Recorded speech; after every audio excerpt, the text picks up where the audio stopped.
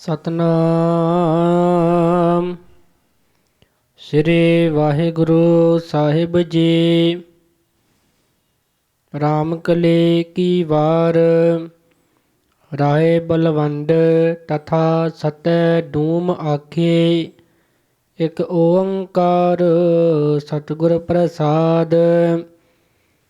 ਨਾਉ ਕਰਤਾ ਕਾਦਰ ਕਰੇ ਕਿਉ ਬੋਲ ਹੋਵੇ ਜੋ ਖੀਵਦੈ।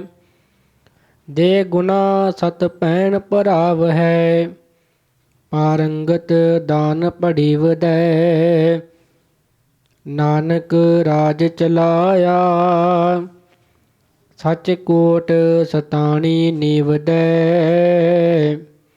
ਲਹਣੇ ਧਰਿਓ ਨ ਛੱਤ ਸਿਰ ਕਰ ਸਿਫਤੀ ਅੰਮ੍ਰਿਤ ਪੀਵਦੈ।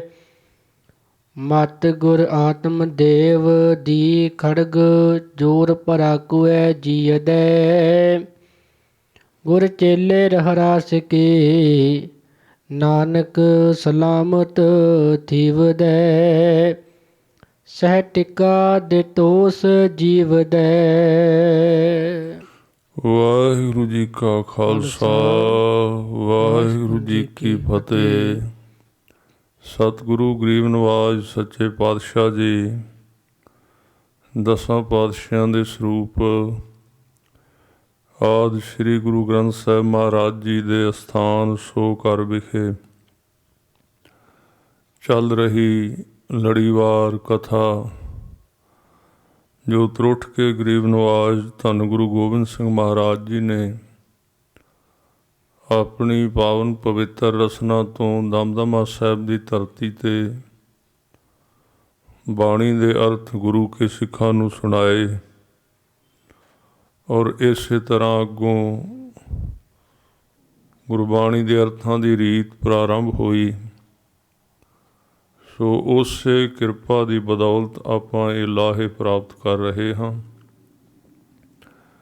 ਅੱਜ ਦੇ ਸਮੇਂ ਵਿੱਚ 966 ਅੰਗ ਉੱਪਰ ਜੋ ਰਾਮ ਕਲੀ ਕੀ ਵਾਰ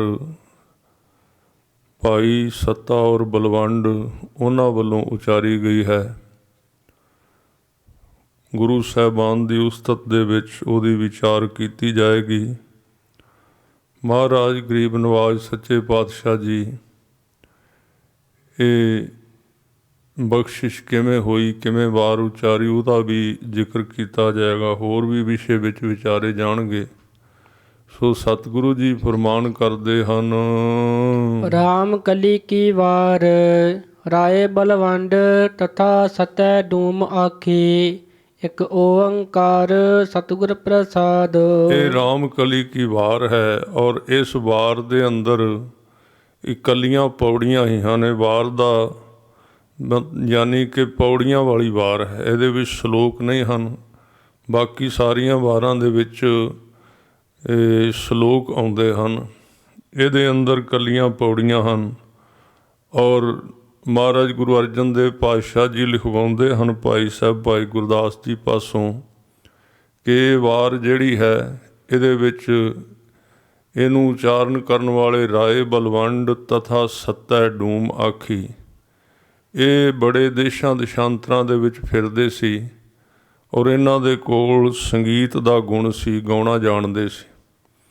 ਜਦੋਂ ਥਾਂ ਥਾਂ 'ਤੇ ਗਾਉਂਦੇ ਸੀ, ਕੁਦਰਤੀ ਤੌਰ 'ਤੇ ਇਹਨਾਂ ਦੇ ਭਾਗਾਂ ਦੇ ਵਿੱਚ ਸੀ ਕਿ ਸਤਿਗੁਰੂ ਜੀ ਦੇ ਦਰਬਾਰ ਦੀ ਇਹ ਹਾਜ਼ਰੀ ਭਰਨ ਔਰ ਤੁਰਦੇ ਫਿਰਦੇ ਇਸ ਤਰ੍ਹਾਂ ਕਈ ਥਾਵਾਂ ਤੋਂ ਹੁੰਦੇ ਇਹ ਪਹਿਲਾਂ ਜਿਹੜਾ ਸੱਤਾ ਹੈ ਗੁਰੂ ਸਾਹਿਬ ਗੁਰੂ ਅਰਜਨ ਦੇਵ ਸੱਚੇ ਪਾਤਸ਼ਾਹ ਜੀ ਦੀ ਹਜ਼ੂਰੀ ਦੇ ਵਿੱਚ ਜਿੱਥੇ ਦੀਵਾਨ ਹਾਲ ਮੰਜੀ ਸਾਹਿਬ ਅਸਥਾਨ 'ਤੇ ਮਹਾਰਾਜ ਦਾ ਦੀਵਾਨ ਸਜਿਆ ਕਰਦਾ ਸੀ, ਇੱਥੇ ਪਹੁੰਚਿਆ ਔਰ ਬੇਨਤੀ ਕੀਤੀ ਮਹਾਰਾਜ ਜੇ ਆਪ ਜੀ ਦੀ ਆਗਿਆ ਹੋਵੇ ਤਾਂ ਕੋਈ ਸ਼ਬਦ ਕੀਰਤਨ ਦੁਆਰਾ ਹਾਜ਼ਰੀ ਭਰਾਂ। ਤਾਂ ਗੁਰੂ ਅਰਜਨ ਦੇਵ ਪਾਤਸ਼ਾਹ ਜੀ ਨੇ ਇਹਦੇ ਤੋਂ ਕੀਰਤਨ ਸਰਵਣ ਕਰਕੇ ਤਾਂ ਇਸ ਨੂੰ ਆਪਣੇ ਕੋਲ ਰੱਖ ਲਿਆ ਵੀ ਸੰਗਤ ਵੱਲੋਂ ਇਹਦਾ ਜਿਹੜਾ ਗੁਜ਼ਾਰਾ ਹੈ ਧਨ ਆਦਿਕ ਮਾਇਆ ਦਾ ਚੱਲੀ ਜਾਏਗਾ।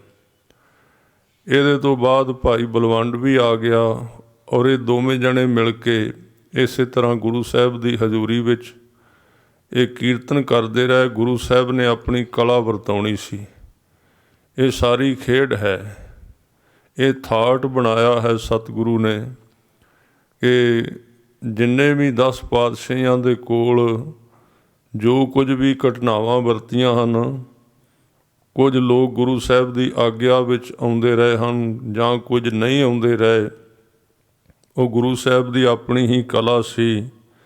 ਕਿਸੇ ਨੂੰ ਆਗਿਆ ਮੰਨਣ ਵਾਲਾ ਬਣਾ ਦਿੱਤਾ, ਕਿਸੇ ਨੂੰ ਆਗਿਆ ਨਾ ਮੰਨਣ ਵਾਲਾ ਬਣਾ ਦਿੱਤਾ, ਕਿਉਂਕਿ ਇਹ ਜਿਹੜੀ ਖੇਡ ਸੀ ਕਰਕੇ ਵਿਖਾਉਣੀ ਸੀ 239 ਸਾਲਾਂ ਦੇ ਵਿੱਚ 10 ਪਾਤਸ਼ਾਹੀਆਂ ਨੇ ਕਿ ਦੁਨੀਆ ਦੇ ਵਿੱਚ ਇਸ ਤਰ੍ਹਾਂ ਦੀਆਂ ਗੱਲਾਂ ਵਰਤਦੀਆਂ ਰਹਿੰਦੀਆਂ ਹਨ। ਆਉਣ ਵਾਲੇ ਸਮੇਂ ਵਿੱਚ ਪੰਥ ਚਲਾਉਣਾ ਸੀ ਅਤੇ ਪੰਥ ਦੇ ਵਿੱਚ ਇਸ ਤਰ੍ਹਾਂ ਦੀਆਂ ਰੀਤਾਂ ਦਾ ਪ੍ਰਚਲਿਤ ਹੋਣਾ ਜ਼ਰੂਰੀ ਸੀ ਕਿ ਪਤਾ ਲੱਗ ਜਾਏ ਸਿੱਖਾਂ ਨੂੰ ਕਿ ਇੱਕ ਬੰਦਾ ਆਉਂਦਾ ਹੈ, ਜੇ ਉਹਦੇ ਕੋਲ ਗੁਣ ਹੈ ਅਤੇ ਉਹਨੂੰ ਸੁਚੇਤ ਰਹਿਣਾ ਚਾਹੀਦਾ। ਉਹ ਕਿਤੇ ਨਾ ਕਿਤੇ ਗੁਣ ਕਰਕੇ, ਪ੍ਰਸਿੱਧੀ ਕਰਕੇ ਹੰਕਾਰੀ ਵੀ ਹੋ ਸਕਦਾ ਹੈ ਅਤੇ ਹੰਕਾਰੀ ਹੋ ਕੇ ਉਹ ਫਿਰ ਸਾਧ ਸੰਗਤ ਜੀ ਇੱਥੋਂ ਤੱਕ ਵੀ ਜਾ ਸਕਦਾ ਵੀ ਗੁਰੂ ਸਾਹਿਬ ਦੇ ਉਲਟ ਵੀ ਬੋਲ ਸਕਦਾ ਹੈ, ਜਿਵੇਂ ਇਹਨਾਂ ਨੂੰ ਹੋਇਆ। ਸੱਤੇ ਅਤੇ ਬਲਵੰਡ ਨੂੰ ਦੀ ਜ਼ਿੰਦਗੀ ਵਿੱਚ ਵਰਤਿਆ, ਗੁਰੂ ਸਾਹਿਬ ਦੀ ਇਹਨਾਂ ਨੇ ਨਿੰਦਿਆ ਕੀਤੀ। ਅੱਗੇ ਜਾ ਕੇ ਬੇਨਤੀ ਕਰਾਂਗਾ। ਤਾਂ ਫਿਰ ਗੁਰੂ ਸਾਹਿਬ ਦੇ ਸਿੱਖ ਨੇ ਇਹਨਾਂ ਨੂੰ ਬਖਸ਼ਾਇਆ ਵੀ, ਔਰ ਬਖਸ਼ਾ ਕੇ ਫਿਰ ਵੇਖੋ ਏਡੀ ਵੱਡੀ ਥਾਂ ਬਖਸ਼ ਦਿੱਤੀ ਕਿ ਇੱਕ ਪਾਸੇ ਤਾਂ ਗੁਰੂ ਸਾਹਿਬ ਨੇ ਕਿਹਾ ਸੀ ਵੀ ਫਿੱਟ ਗਏ ਹਨ ਅਤੇ ਇਹ ਦੁਰਕਾਰੇ ਗਏ, ਕੋਈ ਮੂੰਹ ਨਹੀਂ ਸੀ ਲਾਉਂਦਾ। ਇਹਨਾਂ ਦੇ ਮੂੰਹ ਜਿਹੜੇ ਸੀ ਉਹ ਬੋਲਣੋਂ ਬੰਦ ਹੋ ਗਏ। ਅਤੇ ਦੂਜੇ ਪਾਸੇ ਜਦੋਂ ਸਤਿਗੁਰਾਂ ਦੀ ਹਜ਼ੂਰੀ ਵਿੱਚ ਆਏ ਪਰਤ ਕੇ, ਮਹਾਰਾਜ ਨੇ ਐਸੀਆਂ ਬਖਸ਼ਾਂ ਕਰਤੀਆਂ ਵੀ ਉਹ ਬਾਣੀ ਇਹਨਾਂ ਨੇ ਉਚਾਰਨ ਕਰ ਦਿੱਤੀ, ਜਿਸ ਬਾਣੀ ਧੁਰ ਕੀ ਬਾਣੀ ਦੇ ਨਾਲ ਰਾਏ ਬਲਵੰਡ ਤਥਾ ਸੱਤੇ ਨੂੰ ਆਖੀ ਜਿਹੜੀ ਹੈ, ਇਸ ਬਾਣੀ ਨੂੰ ਗੁਰੂ ਗ੍ਰੰਥ ਸਾਹਿਬ ਦੇ ਵਿੱਚ ਲਿਖਿਆ ਗਿਆ ਔਰ ਸਾਰੇ ਆਪਾਂ ਮੱਥਾ ਟੇਕਦੇ ਹਾਂ। ਇਹ ਗੁਰੂ ਦੀ ਕਲਾ ਹੈ, ਗੁਰੂ ਦੀ ਖੇਡ ਹੈ। ਕਿਵੇਂ ਚਲਾਉਂਦਾ ਹੈ ਤਾਂ ਇਹ ਮਹਾਰਾਜ ਦੇ ਕੋਲ ਆ ਜਾਂਦੇ ਨੇ। ਜਦੋਂ ਆ ਗਏ, ਕੀਰਤਨ ਕਰਦੇ ਰਹੇ ਕਈ ਸਾਲ ਤੱਕ। ਤਾਂ ਇਹਨਾਂ ਦੇ ਘਰ ਵਿੱਚ, ਪਰਿਵਾਰ ਵਿੱਚ ਕੋਈ ਵਿਆਹ ਸੀ ਕਿਸੇ ਇਹਨਾਂ ਦੀ ਛੋਟੀ ਭੈਣ ਦਾ। ਤਾਂ ਇਹਨਾਂ ਨੇ ਮਹਾਰਾਜ ਸੱਚੇ ਪਾਤਸ਼ਾਹ ਜੀ ਨੂੰ ਬੇਨਤੀ ਕੀਤੀ, ਸੱਚੇ ਪਾਤਸ਼ਾਹ ਜੀ ਕੁਝ ਮਾਇਆ ਚਾਹੀਦੀ ਹੈ। ਹਜ਼ੂਰ ਕਹਿੰਦੇ ਵੀ ਦੱਸੋ ਕਿੰਨੀ ਕੁ ਚਾਹੀਦੀ ਹੈ। ਤਾਂ ਇਹਨਾਂ ਨੇ ਮਨ ਦੇ ਵਿੱਚ ਇਹ ਸੋਚਿਆ ਵੀ ਆਉਣ ਵਾਲੇ ਸਮੇਂ ਦੇ ਵਿੱਚ ਕੋਈ ਪੁਰਬ ਆ ਰਿਹਾ ਸੀ, ਮੇਰੇ ਖਿਆਲ ਵਿਸਾਖੀ ਦਾ ਸੀ। ਵਿਸਾਖੀ ਨੂੰ ਸੰਗਤ ਇਕੱਠੀ ਹੁੰਦੀ ਸੀ। ਕਹਿਣ ਲੱਗੇ ਮਹਾਰਾਜ ਇਸ ਤਰ੍ਹਾਂ ਮਾਇਆ ਅਸੀਂ ਨਹੀਂ ਲੈਣੀ। ਵਿਸਾਖੀ ਵਾਲੇ ਦਿਨ ਜਿਹੜਾ ਪੁਰਬ ਹੋਏਗਾ, ਉਸ ਦਿਨ ਜਿੰਨਾ ਚੜ੍ਹਾਵਾ ਚੜ੍ਹੇਗਾ ਮਹਾਰਾਜ ਤੁਹਾਨੂੰ ਵੀ ਚੜ੍ਹੇਗਾ, ਸਾਨੂੰ ਵੀ, ਉਹ ਸਾਰਾ ਸਾਨੂੰ ਦੇ ਦਿਆ ਜੇ। ਤਾਂ ਸਤਿਗੁਰੂ ਗਰੀਬ ਨਵਾਜ ਨੇ ਕਿਹਾ ਵੀ ਚੜ੍ਹਾਵੇ ਦਾ ਪਤਾ ਨਹੀਂ ਭਾਈ, ਕਈ ਵਾਰੀ ਵੱਧ ਜਾਂਦਾ, ਕਈ ਵਾਰੀ ਘਟ ਜਾਂਦਾ ਹੈ। ਤਾਂ ਤੁਹਾਨੂੰ ਜਿੰਨੀ ਮਾਇਆ ਚਾਹੀਦੀ ਤੁਸੀਂ ਹੁਣ ਦੱਸ ਦਿਓ। ਪਰ ਕੁਦਰਤੀ ਇਹ ਗੱਲ ਵਰਤਣੀ ਸੀ, ਇਸ ਤਰ੍ਹਾਂ ਹੋਣਾ ਸੀ। ਇਹਨਾਂ ਨੇ ਉਸੇ ਗੱਲ ਦੇ ਉੱਤੇ ਅੜੇ ਰਹਿ। ਕਹਿਣ ਲੱਗੇ ਨਹੀਂ, ਅਸੀਂ ਤਾਂ ਉਸ ਦਿਨ ਦੇ ਜਿਹੜਾ ਗੁਰਪੁਰਬ ਹੈ, ਵਿਸਾਖੀ ਦਾ ਦਿਨ ਹੈ, ਉਸ ਦਿਨ 'ਤੇ ਜਿੰਨੀ ਚੜ੍ਹਾਵਾ ਚੜ੍ਹੇਗਾ ਉਹ ਸਾਨੂੰ ਆਪ ਜੀ ਦੇ ਦਿਆ ਜੇ। ਤਾਂ ਮਹਾਰਾਜ ਗਰੀਬ ਨਵਾਜ ਗੁਰੂ ਅਰਜਨ ਦੇਵ ਪਾਤਸ਼ਾਹ ਕਹਿੰਦੇ ਬਈ ਠੀਕ ਹੈ, ਇਸੇ ਤਰ੍ਹਾਂ ਹੋ ਜਾਏਗਾ।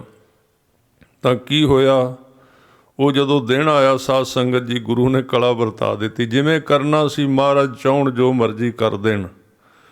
ਉਹ ਐਸੀ ਕਲਾ ਵਰਤੀ ਵੀ ਗੁਰੂ ਅਰਜਨ ਦੇਵ ਜੀ ਨੂੰ ਸਿਰਫ 100 ਰੁਪਈਆ ਕਹਿੰਦੇ ਇੱਕ ਮੱਥਾ ਟਿਕਿਆ। ਕਿਸੇ ਨੇ 2 ਰੁਪਈਏ ਮੱਥਾ ਟੇਕ ਕੇ, ਕਿਸੇ ਨੇ ਕੁਝ ਆਨੇ ਟੇਕੇ, ਇਸ ਤਰ੍ਹਾਂ ਰਲਾ ਕੇ ਇਕੱਠੇ ਕਰਕੇ 100 ਰੁਪਈਆ ਬਣਿਆ। ਸਤਿਗੁਰੂ ਜੀ ਨੇ ਉਹ ਪੈਸੇ ਇਕੱਠੇ ਕਰਕੇ ਕਹਿੰਦੇ ਭਾਈ ਇਹਨਾਂ ਨੂੰ ਦੇ ਦਿਓ। ਇਹਨਾਂ ਨੇ ਕਿਹਾ ਸੀ ਕਿ ਸਾਨੂੰ ਇੱਕ ਦਿਨ ਦੀ ਭੇਟਾ ਚਾਹੀਦੀ ਹੈ, ਜਿੱਦਣ ਗੁਰਪੁਰਬ ਹੈ, ਵਿਸਾਖੀ ਹੈ। ਤਾਂ ਜਦੋਂ ਇਹਨਾਂ ਨੂੰ 100 ਹੀ ਰੁਪਈਆ ਸਿਰਫ ਮਿਲਿਆ ਅਤੇ ਉਹ ਥੋੜ੍ਹਾ ਲੱਗਾ। ਜਾਂ ਤਾਂ ਬੇਨਤੀ ਕਰ ਲੈਂਦੇ ਫਿਰ ਕਿ ਮਹਾਰਾਜ ਵੀ ਇਸ ਤਰ੍ਹਾਂ ਕੰਮ ਸਰਨਾ ਨਹੀਂ, ਸਾਡਾ ਥੋੜ੍ਹੀ ਹੈ ਮਾਇਆ। ਪਰ ਜਦੋਂ ਕੁਝ ਚੀਜ਼ ਵਰਤਣੀ ਹੋਵੇ, ਵੇਖੋ ਅਸੀਂ ਕਈ ਵਾਰੀ ਭਾਵੇਂ ਉਹਨਾਂ ਨੇ ਗਲਤ ਬੋਲਿਆ, ਪਰ ਉਹ 100 ਰੁਪਈਆ ਉੱਥੇ ਉਹਨਾਂ ਨੇ ਸਿੱਟ ਦਿੱਤਾ। ਇਹ ਨਹੀਂ ਕਿਹਾ ਵੀ ਮਹਾਰਾਜ ਸਾਨੂੰ ਹੋਰ ਦੇ ਦਿਓ। ਜੇ ਉਹ 100 ਰੁਪਈਆ ਲੈ ਜਾਂਦੇ ਜਾਂ ਹੋਰ ਵੀ ਮੰਗ ਕੇ ਲੈ ਜਾਂਦੇ, ਆ ਬਾਣੀ ਨਹੀਂ ਸੀ ਉਚਾਰਨੀ ਕਿਸੇ ਨੇ। ਇਹ ਬਾਣੀ ਉਚਾਰਨ ਦਾ ਕਾਰਨ ਬਣਨਾ ਸੀ। ਕਾਰਨ ਇਸ ਤਰ੍ਹਾਂ ਹੀ ਬਣਿਆ, ਉਹਨਾਂ ਨੇ ਕਿਹਾ ਸੀ 100 ਰੁਪਈਆ ਨਹੀਂ ਲੈਣਾ, ਅਸੀਂ ਇਹਦਾ ਕੀ ਕਰਨਾ ਇੰਨੇ 100 ਰੁਪਈਏ ਦਾ। ਤੇ ਇਹ ਤਾਂ ਚੜਾਵਾ ਹੀ ਬਿਲਕੁਲ ਘੱਟ ਚੜਿਆ। ਜਾਂ ਹੋਰ ਵੀ ਕਈ ਸੋਚਿਆ ਹੋਵੇਗਾ ਉਹਨਾਂ ਵੀ ਸ਼ਾਇਦ ਸਿੱਖਾਂ ਨੂੰ ਇਹਨਾਂ ਨੇ ਰੋਕ ਦਿੱਤਾ ਵੀ ਮਾਇਆ ਨਾ ਦਿਆ ਜੇ। ਤਾਂ ਸਾਧ ਸੰਗਤ ਜੀ ਉਸ ਵੇਲੇ ਇਹ ਨਾਰਾਜ਼ ਹੋ ਕੇ ਚਲੇ ਗਏ। ਜਦੋਂ ਦੂਜੇ ਦਿਨ ਆਏ ਨਾ ਤੇ ਸਤਿਗੁਰੂ ਨੇ ਭਾਈ ਗੁਰਦਾਸ ਸਾਹਿਬ ਜੀ ਬਾਬਾ ਬੁੱਢਾ ਸਾਹਿਬ ਜੀ ਨੂੰ ਭੇਜਿਆ ਵੀ ਬੁਲਾ ਕੇ ਲਿਆਓ। ਉਹਨਾਂ ਨੇ ਅੱਗੋਂ ਹੋਰ ਬਚਨ ਕੁਬਚਨ ਬੋਲੇ। ਸਤਿਗੁਰੂ ਜੀ ਆਪ ਚਲੇ ਗਏ। ਏਡੇ ਕੀਰਤਨ ਦੇ ਪ੍ਰੇਮੀ ਸਨ, ਆਪ ਗਏ। ਕਹਿੰਦੇ ਚਲੋ ਭਾਈ ਕੀਰਤਨ ਕਰੋ। ਕਹਿਣ ਲੱਗੇ ਹੁਣ ਤਾਂ ਤੁਹਾਨੂੰ ਆਉਣਾ ਹੀ ਪੈਣਾ, ਕਿਉਂਕਿ ਸਾਡੇ ਤੋਂ ਬਿਨਾਂ ਤੁਹਾਡਾ ਕੰਮ ਨਹੀਂ ਚੱਲਦਾ। ਕਈ ਵਾਰੀ ਅਸੀਂ ਵੀ ਇਸ ਤਰ੍ਹਾਂ ਸੋਚ ਲੈਂਦੇ ਹਾਂ। ਕਹਿਣ ਲੱਗੇ ਪਹਿਲੇ ਵੀ ਗੁਰੂ ਸਾਹਿਬ ਗੁਰੂ ਨਾਨਕ ਸਾਹਿਬ ਉਹਨਾਂ ਕੋਲ ਵੀ ਸੰਗਤ ਤਾਂ ਆਉਂਦੀ ਸੀ, ਸਾਡੇ ਵੱਡੇ ਵਡੇਰੇ ਕੀਰਤਨ ਕਰਦੇ ਸੀ। ਭਾਈ ਮਰਦਾਨੇ ਵਰਗੇ, ਭਾਈ ਮਰਦਾਨਾ ਜੀ ਕੀਰਤਨ ਕਰਦੇ ਸੀ ਤਾਂ ਬਾਬੇ ਨਾਨਕ ਦੇ ਕੋਲ ਲੋਕ ਆਉਂਦੇ ਸੀ। ਦੂਜੇ ਗੁਰੂਆਂ ਦੇ ਕੋਲ ਵੀ ਕੀਰਤਨੀਆਂ ਕਰਕੇ ਸੰਗਤ ਆਉਂਦੀ ਰਹੀ। ਹੋਰ ਉਹਨਾਂ ਦੇ ਕੋਲ ਕੀ ਸੀ? ਇਸ ਤਰ੍ਹਾਂ ਦੇ ਬਚਨ ਕੁਬਚਨ ਬੋਲੇ। ਤੇ ਸਤਿਗੁਰੂ ਜੀ ਇਸ ਗੱਲ ਦਾ ਆਪ ਜੀ ਨੇ ਗੁੱਸਾ ਕੀਤਾ, ਨਾਰਾਜ਼ ਹੋ ਗਏ। ਉੱਥੋਂ ਆ ਕੇ ਸਾਧ ਸੰਗਤ ਜੀ ਸਤਿਗੁਰੂ ਜੀ ਨੇ ਆਪ ਸਰੰਦਾ ਫੜ ਕੇ, ਭਾਈ ਗੁਰਦਾਸ ਸਾਹਿਬ ਜੀ ਨੇ ਆਪਣੇ ਸਾਜ਼ ਫੜ ਕੇ, ਜੋੜੀ ਫੜ ਕੇ ਕੀਰਤਨ ਜਿਹੜਾ ਸੀ ਇਹ ਆਰੰਭ ਕੀਤਾ ਤੇ ਆਪ ਹੀ ਕੀਰਤਨ ਸ਼ੁਰੂ ਕਰਦਾ। ਤੇ ਨਾਲ ਗੁਰੂ ਸਾਹਿਬ ਨੇ ਬਚਨ ਕਰ ਦਿੱਤਾ ਸੰਗਤ ਦੇ ਵਿੱਚ। ਕਹਿਣ ਲੱਗੇ ਦੇਖੋ ਇਹਨਾਂ ਨੇ ਸਾਡੇ ਸਤਿਗੁਰੂ ਗੁਰੂ ਨਾਨਕ ਸਾਹਿਬ ਵੱਡੇ ਗੁਰੂ ਸਾਹਿਬਾਨ ਦੀ ਨਿੰਦਿਆ ਕੀਤੀ ਹੈ, ਇਸ ਕਰਕੇ ਇਹਨਾਂ ਨੂੰ ਕੋਈ ਮੂੰਹ ਨਾ ਲਾਵੇ, ਕੋਈ ਬੁਲਾਵੇ ਨਾ ਇਹਨਾਂ ਨੂੰ। ਜਿੱਧਰੋਂ ਆਉਣ ਅੱਗੋਂ ਪਾਸੇ ਮੂੰਹ ਕਰ ਲਓ। ਤਾਂ ਇਸ ਤਰ੍ਹਾਂ ਇਹਨਾਂ ਨੂੰ ਇੱਕ ਤਰ੍ਹਾਂ ਨਾਲ ਛੇਕ ਦਿੱਤਾ। ਗੁਰੂ ਸਾਹਿਬ ਗੁਰੂ ਅਰਜਨ ਦੇਵ ਪਾਤਸ਼ਾਹ ਨੇ ਇਹਨਾਂ ਨੂੰ ਛੇਕ ਦਿੱਤਾ। ਤਾਂ ਉਹ ਜਦੋਂ ਛੇਕੇ ਗਏ ਬਿਲਕੁਲ ਭ੍ਰਸ਼ਟੇ ਗਏ। ਤੇ ਕਿਤੇ ਇਤਿਹਾਸ ਵਿੱਚ ਇਹ ਵੀ ਆਉਂਦਾ ਵੀ ਇਹਨਾਂ ਨੂੰ ਮਹਾਰਾਜ ਨੇ ਕਿਹਾ ਵੀ ਇਹ ਫਿੱਟ ਗਏ ਹਨ ਤੇ ਇਹਨਾਂ ਨੂੰ ਕੋੜ ਵੀ ਕਹਿੰਦੇ ਹੋ ਗਿਆ, ਬੋਲਿਆ ਨਾ ਜਾਏ, ਇਹਨਾਂ ਦੇ ਮੂੰਹ ਇਸ ਤਰ੍ਹਾਂ ਦੇ ਹੋ ਗਏ। ਤਾਂ ਫਿਰ ਜਦੋਂ ਇਸ ਤਰ੍ਹਾਂ ਤੰਗ ਆ ਗਏ, ਦੁਖੀ ਆ ਗਏ, ਜਿੱਥੋਂ ਲੰਘਦੇ ਸਿੱਖ ਪਰਾਂ ਹੋ ਜਾਂਦੇ, ਬੋਲਦਾ ਕੋਈ ਨਹੀਂ। ਤੇ ਗੁਰੂ ਸਾਹਿਬ ਨੇ ਕਿਹਾ ਵੀ ਜਿਹੜਾ ਇਹਨਾਂ ਦੀ ਸਿਫਾਰਿਸ਼ ਲੈ ਕੇ ਆਇਆ ਉਹਦੀ ਖੋਤੇ 'ਤੇ ਚੜ੍ਹਾ ਕੇ ਮੂੰਹ ਕਾਲਾ ਕਰਾਂਗੇ ਉਸ ਦਾ। ਗੁਰੂ ਸਾਹਿਬ ਨੇ ਬਚਨ ਕਰ ਦਿੱਤੇ। ਇੱਕ ਸਿੱਖ ਲਾਹੌਰ ਵਿੱਚ ਰਹਿੰਦਾ ਸੀ, ਭਾਈ ਲੱਦਾ ਪਰਉਪਕਾਰੀ ਉਹਨੂੰ ਕਹਿੰਦੇ ਸੀ। ਪਰਉਪਕਾਰ ਦੂਜੇ ਦਾ ਭਲਾ ਬਹੁਤ ਕਰਦਾ ਸੀ, ਸੁਭਾਅ ਸੀ। ਇਹ ਉਹਦੇ ਕੋਲ ਚਲੇ ਗਿਆ, ਉਹਨੇ ਵੀ ਦਰਵਾਜ਼ਾ ਬੰਦ ਕਰ ਲਿਆ। ਉਹਦੇ ਦਰਵਾਜ਼ੇ ਦੇ ਅੱਗੇ ਬੈਠ ਗਏ। ਉਹਨੂੰ ਪਤਾ ਸੀ ਗੁਰੂ ਸਾਹਿਬ ਨੇ ਬਚਨ ਕੀਤੇ ਹੋਏ ਨੇ। ਇਹ ਬੈਠੇ ਰਹੇ। ਫਿਰ ਉਹਨੇ ਦਰਵਾਜ਼ਾ ਖੋਲ੍ਹਿਆ। ਕਹਿੰਦੇ ਆਓ, ਕਿਵੇਂ ਆਏ ਹੋ? ਕਹਿਣ ਲੱਗੇ ਆਹ ਹੈ, ਸਾਰਾ ਕੁਝ ਦੱਸ ਦਿੱਤਾ। ਹੁਣ ਸਾਡਾ ਕੋਈ ਨਹੀਂ, ਗੁਰੂ ਸਾਹਿਬ ਤੋਂ ਬਿਨਾਂ ਸਾਡੇ ਮੂੰਹ ਵੀ ਨਹੀਂ ਪੱਕੇ ਹੋਏ ਹਨ, ਬੋਲਿਆ ਨਹੀਂ ਜਾਂਦਾ। ਸਾਰਾ ਸਰੀਰ ਫਿੱਟ ਗਿਆ ਤੇ ਕੋਈ ਮੂੰਹ ਨਹੀਂ ਲਾਉਂਦਾ। ਤੇ ਰੋਣ ਲੱਗ ਪਏ ਸਾਧ ਸੰਗਤ। ਭਾਈ ਲੱਦੇ ਨੂੰ ਤਰਸ ਆ ਗਿਆ ਔਰ ਉਹਨੇ ਕਿਹਾ ਵੀ ਮਹਾਰਾਜ ਨੇ ਬਚਨ ਕੀਤੇ ਹੋਣਗੇ। ਹੋਰ ਵੀ ਕਹਿੰਦੇ ਆਹ ਬਚਨ ਕੀਤੇ ਸੀ, ਖੋਤੇ 'ਤੇ ਚਾੜ ਕੇ ਤੇ ਉਹਦਾ ਮੂੰਹ ਕਾਲਾ ਕਰਾਂਗੇ। ਉਸੇ ਵੇਲੇ ਭਾਈ ਲੱਦੇ ਨੇ ਆਪਣੇ ਮੂੰਹ ਸਿਰ ਨੂੰ ਕਾਲਖ ਲਾ ਲਈ ਔਰ ਖੋਤਾ ਮੰਗਾ ਲਿਆ। ਉਹਦੇ ਉੱਤੇ ਚੜ੍ਹ ਕੇ ਲਾਹੌਰ ਦੀਆਂ ਗਲੀਆਂ ਵਿੱਚ ਫਿਰਨ ਲੱਗ ਪਏ। ਨਾਲ ਹੋਰ ਨਿਆਣੇ ਰਲ ਗਏ, ਤਾੜੀਆਂ ਮਾਰਨ ਲੱਗ ਪਏ। ਫਿਰ ਅੰਮ੍ਰਿਤਸਰ ਵਿੱਚ ਆ ਕੇ ਉਹ ਖੋਤਾ ਫੇਰਿਆ। ਇਸੇ ਤਰ੍ਹਾਂ ਕਿੰਨੇ ਪਿਆਰ ਵਾਲੇ ਸਿੱਖ ਸਨ ਗੁਰੂ ਕੇ ਪਿਆਰੇ, ਦੂਜਿਆਂ ਦਾ ਭਲਾ ਕਰਨ ਵਾਸਤੇ। ਤਾਂ ਫਿਰ ਜਦੋਂ ਗੁਰੂ ਅਰਜਨ ਦੇਵ ਜੀ ਦਾ ਦੀਵਾਨ ਸਜਿਆ ਹੋਇਆ ਸੀ, ਉੱਥੇ ਖੋਤੇ 'ਤੇ ਚੜ੍ਹੇ ਸਮੇਤ ਇਸ ਤਰ੍ਹਾਂ ਭਾਈ ਲੱਦਾ ਪਰਉਪਕਾਰੀ ਜੀ ਨਾਲ ਇਹ ਦੋਵੇਂ ਤੇ ਹੋਰ ਵੀ ਲੋਕ ਇਕੱਠੇ ਹੋ ਕੇ ਆਏ। ਤੇ ਸਤਿਗੁਰੂ ਨੇ ਪੁੱਛਿਆ ਕੌਣ ਹੈ, ਵੀ ਇੰਨੀ ਭੀੜ ਤੇ ਰੌਲਾ ਕਿਉਂ ਪੈ ਰਿਹਾ ਇੱਧਰ? ਕਹਿਣ ਲੱਗੇ ਭਾਈ ਲੱਦਾ ਪਰਉਪਕਾਰੀ ਹੈ, ਇਹ ਉਹਨਾਂ ਨੂੰ ਬਖਸ਼ਾਉਣ ਵਾਸਤੇ ਆਇਆ ਤੇ ਖੋਤੇ 'ਤੇ ਚੜ੍ਹ ਕੇ ਆਇਆ, ਪਹਿਲੇ ਮੂੰਹ ਕਾਲਾ ਕਰਕੇ ਆਇਆ। ਸਤਿਗੁਰੂ ਜੀ ਬੜੇ ਹੈਰਾਨ ਹੋਏ। ਕਹਿੰਦੇ ਕਮਾਲ, ਇਹਨੇ ਤੇ ਆਪੇ ਹੀ ਕਰ ਲਿਆ। ਕਹਿੰਦੇ ਅੱਗੇ ਉੱਠ ਕੇ ਗਏ ਮਹਾਰਾਜ। ਭਾਈ ਸਾਹਿਬ ਨੇ ਉਤਰ ਕੇ ਤੇ ਨਮਸਕਾਰ ਕੀਤੀ। ਸਤਿਗੁਰੂ ਨੇ ਕਿਹਾ ਕਿ ਮੂੰਹ ਬਣਾਇਆ ਹੋਇਆ? ਕਹਿੰਦੇ ਆਪ ਜੀ ਦਾ ਹੁਕਮ ਸੀ ਵੀ ਜਿਹੜਾ ਇਹਨਾਂ ਨੂੰ ਬਖਸ਼ਾਉਣ ਲਈ ਆਏਗਾ ਉਹਦਾ ਮੂੰਹ ਕਾਲਾ ਹੋਵੇ ਕਰਾਂਗੇ ਤੇ ਖੋਤੇ 'ਤੇ ਚੜਾਵਾਂਗੇ। ਮੈਂ ਕਿਹਾ ਹੁਕਮ ਪਹਿਲਾਂ ਹੀ ਮੰਨ ਲਈਏ, ਬਾਅਦ ਵਿੱਚ ਬੇਨਤੀ ਕਰ ਲਾਂਗੇ। ਸਤਿਗੁਰੂ ਕਹਿੰਦੇ ਵੀ ਹੁਣ ਤੈਨੂੰ ਕੌਣ ਜਵਾਬ ਦੇਵੇ? ਮਹਾਰਾਜ ਨੇ ਉਸੇ ਵੇਲੇ ਇਸ਼ਨਾਨ ਕਰਵਾਇਆ। ਉਸੇ ਵੇਲੇ ਭਾਈ ਲੱਦੇ ਨੂੰ ਸੋਹਣੇ ਵਸਤਰ ਪਵਾਏ। ਕਹਿੰਦੇ ਦੱਸੋ? ਕਹਿੰਦੇ ਮਹਾਰਾਜ ਇਹਨਾਂ ਨੂੰ ਬਖਸ਼ ਦਿਓ, ਇਹਨਾਂ ਤੋਂ ਗਲਤੀ ਹੋ ਗਈ। ਸਤਿਗੁਰੂ ਬਚਨ ਕਰਨ ਲੱਗੇ। ਕਹਿਣ ਲੱਗੇ ਸਾਡੀ ਤਾਂ ਕੋਈ ਗੱਲ ਨਹੀਂ ਸੀ, ਇਹਨੇ ਵੱਡੇ ਗੁਰੂ ਸਾਹਿਬਾਨ ਨੂੰ ਕੁਬਚਨ ਬੋਲੇ ਨੇ, ਗੁਰੂ ਨਾਨਕ ਸਾਹਿਬ ਨੂੰ, ਪਹਿਲੇ ਗੁਰੂ ਸਾਹਿਬਾਨ ਨੂੰ। ਕਹਿਣ ਲੱਗੇ ਹੁਣ ਫਿਰ ਕਿਰਪਾ ਕਰੋ। ਤਾਂ ਉਸ ਵੇਲੇ ਸਤਿਗੁਰੂ ਜੀ ਨੇ ਬਚਨ ਕੀਤੇ। ਕਹਿਣ ਲੱਗੇ ਵੀ ਜਿਹੜੇ ਮੂੰਹ ਨਾਲ ਇਹਨਾਂ ਨੇ ਪਹਿਲੇ ਵੱਡੇ ਗੁਰੂ ਸਾਹਿਬਾਨ ਦੇ ਖਿਲਾਫ ਬਚਨ ਬੋਲੇ, ਨਿੰਦਿਆ ਕੀਤੀ ਹੈ, ਹੁਣ ਉਸਤਤ ਵਿੱਚ ਬਚਨ ਕਹਿਣਗੇ ਕੁਝ ਤਾਂ ਆਪੇ ਠੀਕ ਹੋ ਜਾਣਗੇ। ਉਹਨਾਂ ਕਿਹਾ ਮਹਾਰਾਜ ਸਾਡੇ ਤੇ ਮੂੰਹ ਹੀ ਨਹੀਂ ਖੁੱਲ੍ਹਦੇ, ਬਿਮਾਰ ਹੋ ਗਏ ਇੰਨੇ ਤੇ ਮੂੰਹ ਪੱਕ ਗਏ ਸਾਰੇ। ਸਤਿਗੁਰੂ ਨੇ ਕਿਹਾ ਇਹਨਾਂ ਨੂੰ ਦੁੱਖ ਭੰਜਣੀ ਬੇਰੀ ਸਰੋਵਰ ਸਾਹਿਬ ਦੇ ਵਿੱਚ ਇਸ਼ਨਾਨ ਕਰਾਓ। ਤਾਂ ਉੱਥੇ ਇਸ਼ਨਾਨ ਕਰਾਇਆ ਤੇ ਉਸੇ ਵੇਲੇ ਬੋਲਣ ਦੀ ਸ਼ਕਤੀ ਆ ਗਈ। ਆ ਜਿਹੜੇ ਅੱਜ ਕੱਲ੍ਹ ਸਾਇੰਸਦਾਨ ਸਾਡੇ ਵਿੱਚ ਵੜ ਗਏ ਕਹਿਣਗੇ ਵੀ ਵੇਖੋ ਗੱਲਾਂ ਕਰੀ ਜਾਂਦੇ ਕਿਵੇਂ ਬਣਾ ਕੇ, ਇਹਨਾਂ ਤੁਸੀਂ ਵੇਖਿਆ ਹੀ ਕੁਝ ਨਹੀਂ। ਉਹ ਸ਼ਕਤੀ ਸਰੋਵਰ ਦੇ ਵਿੱਚ ਹੈ ਕੀ ਹੈ, ਉਸ ਸਥਾਨ ਦੇ ਵਿੱਚ ਹਰਿਮੰਦਰ ਸਾਹਿਬ ਦੇ ਵਿੱਚ ਕੀ ਹੈ, ਤਾਂ ਹੀ ਉਹਨੂੰ ਕਹਿ ਦਿੰਦੇ ਇੱਕ ਇਮਾਰਤ ਹੀ ਹੈ। ਕਿਉਂਕਿ ਜਦੋਂ ਮਾਇਆ ਜ਼ਿਆਦੀ ਆ ਜਾਏ ਨਾ, ਜਿਵੇਂ ਸੱਤੇ ਦੇ ਬਲਵੰਡੇ ਨਾਲ ਹੋਇਆ ਸੀ, ਅੱਜ ਕੱਲ੍ਹ ਕਈਆਂ ਨਾਲ ਹੋਇਆ ਪਿਆ ਉਸ ਤਰ੍ਹਾਂ। ਹੁਣ ਜਿਹੜਾ ਬੰਦਾ ਭੁੱਖ ਨਾਲ ਮਰਦਾ ਸੀ ਪਿਆ, 1-2 ਕਿੱਲਾ ਜ਼ਮੀਨ ਸੀ, ਖਾਣ ਜੋਗੀ ਰੋਟੀ ਨਹੀਂ ਸੀ, ਤੇ ਉੱਥੇ ਸਾਧ ਸੰਗਤ ਜੀ ਕਰੋੜਾਂ ਰੁਪਈਏ ਆ ਜਾਣ ਤੇ ਉਹਦੇ ਗੁਰੂ ਹੀ ਕਿਰਪਾ ਕਰੇ ਨਾ ਵੀ ਜਰ ਜਾਏਗਾ ਉਸ ਨੂੰ। ਇਸ ਕਰਕੇ ਇਹ ਗੱਲਾਂ ਪਹਿਲਾਂ ਹੀ ਸੱਤੇ ਤੇ ਬਲਵੰਡੇ ਵਾਲੀਆਂ ਗੁਰੂ ਸਾਹਿਬ ਨੇ ਕਰਕੇ ਵਿਖਾ ਦਿੱਤੀਆਂ ਸੀ ਵੀ ਜਿਹੜਾ ਗੁਰੂ ਕੀ ਉਸਤਤ ਕਰੇਗਾ, ਕੀਰਤਨ ਕਰੇਗਾ, ਮਾਇਆ ਨੇ ਆ ਜਾਣਾ, ਪ੍ਰਸਿੱਧੀ ਨੇ ਆ ਜਾਣਾ, ਵਿਰਲਾ ਹੀ ਜਰੇਗਾ। ਇਸ ਕਰਕੇ ਉਹ ਹਾਸੀ ਮਖੌਲ ਉਡਾਉਂਦੇ ਗੁਰੂ ਸਾਹਿਬ ਦੇ ਸਰੋਵਰਾਂ ਦਾ, ਗੁਰੂ ਸਾਹਿਬ ਦੇ ਸਥਾਨਾਂ ਦਾ, ਗੁਰੂ ਸਾਹਿਬ ਦੀ ਭਗਤੀ ਦਾ, ਉਹਨਾਂ ਦੇ ਤਪ ਸਥਾਨਾਂ ਦਾ। ਇਹ ਮਖੌਲ ਕਿਉਂ ਉਡਾਉਂਦੇ ਨੇ? ਕਿਉਂਕਿ ਉਹ ਸ਼ਿਕਾਰ ਹੋ ਗਿਆ ਉਹ ਸੱਤੇ ਤੇ ਬਲਵੰਡੇ ਵਾਲੀ ਗੱਲ ਦਾ। ਇਸ ਕਰਕੇ ਸਾਧ ਸੰਗਤ ਜੀ ਫਿਰ ਇਹ ਜਦੋਂ ਠੀਕ ਹੋਏ ਤੇ ਇਹਨਾਂ ਨੇ ਗੁਰੂ ਦਰਬਾਰ ਵਿੱਚ ਖਲੋ ਕੇ, ਵਿਦਵਾਨ ਸਨ, ਇਹਨਾਂ ਨੇ ਜਿਹੜੀ 8 ਪੌੜੀਆਂ ਵਾਲੀ ਵਾਰ ਹੈ, ਇਹ ਵਾਰ ਉਚਾਰਨ ਕੀਤੀ, ਜਿਹਨੂੰ ਮਹਾਰਾਜ ਕਹਿੰਦੇ ਪਹਿਲੇ ਗੁਰੂ ਸਾਹਿਬਾਨ ਦੀ ਉਸਤਤ ਵਿੱਚ ਪਹਿਲਾਂ ਗੁਰੂ ਨਾਨਕ ਸਾਹਿਬ ਜੀ ਦੀ ਵਡਿਆਈ ਵਿੱਚ, ਫਿਰ ਗੁਰੂ ਅੰਗਦ ਦੇਵ ਜੀ ਦੀ ਵਡਿਆਈ ਕੀਤੀ, ਫਿਰ ਗੁਰੂ ਅਮਰਦਾਸ ਜੀ ਦੀ ਵਡਿਆਈ ਕੀਤੀ, ਫਿਰ ਗੁਰੂ ਰਾਮਦਾਸ ਤੇ ਫਿਰ ਗੁਰੂ ਅਰਜਨ ਦੇਵ ਪਾਤਸ਼ਾਹ ਜੀ ਦੀ, ਤੇ ਫਿਰ ਇਹ ਠੀਕ ਹੋਏ। ਤੇ ਸਾਧ ਸੰਗਤ ਜੀ ਇਹ ਵਾਰ ਜਿਹੜੀ ਰਾਮਕਲੀ ਕੀ ਵਾਰ ਪ੍ਰਸਿੱਧ ਹੈ, ਉਹ ਵਾਰ ਕਹਿ ਰਹੇ ਹਨ, ਪੜ੍ਹੋ ਇੱਕ ਵਾਰੀ। ਰਾਮ ਕਲੀ ਕੀ ਵਾਰ ਰਾਏ ਬਲਵੰਡ ਤਥਾ ਸਤੈ ਡੂਮ ਆਖੇ। ਇਹ ਰਾਮਕਲੀ ਕੀ ਵਾਰ ਹੈ, ਔਰ ਜਿਹੜੀ ਬਲਵੰਡ ਰਾਏ ਔਰ ਸੱਤੇ ਡੂਮ ਨੇ, ਇਹਨਾਂ ਦੋਵਾਂ ਨੇ ਮਿਲ ਕੇ ਇਕੱਠੇ ਹੋ ਕੇ ਉਚਾਰਨ ਕੀਤੀ ਹੈ ਗੁਰੂ ਸਾਹਿਬ ਦੀ ਉਸਤਤ ਵਿੱਚ। ਇੱਕ ਓੰਕਾਰ ਸਤਿਗੁਰ ਪ੍ਰਸਾਦ।